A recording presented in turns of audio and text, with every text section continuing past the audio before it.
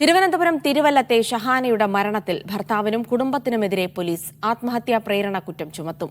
ഷഹാനയുടെ ഭർത്താവ് നൌഫലും ഭർതൃമാതാവും ഒളിവിലാണെന്നാണ് പോലീസ് പറയുന്നത്. ഇരുവരെയും കണ്ടെത്തിയാൽ അറസ്റ്റ് രേഖപ്പെടുത്താനാണ് പോലീസ് നീക്കം.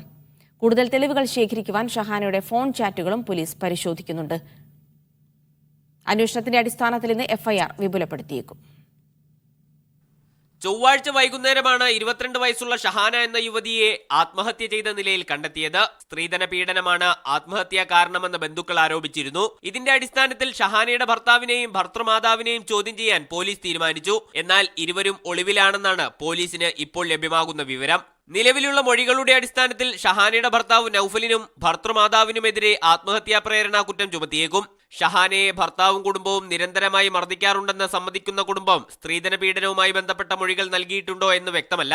എന്നിരുന്നാലും ഭർതൃപീഡനത്തിന്റെ ദൃശ്യങ്ങളടക്കമുള്ള തെളിവുകളുള്ള പശ്ചാത്തലത്തിൽ ആത്മഹത്യാ പ്രേരണ കുറ്റം ചുമത്താൻ തന്നെയാണ് പോലീസിന്റെ തീരുമാനം. മീഡിയ 1 തിരുവനന്തപുരം.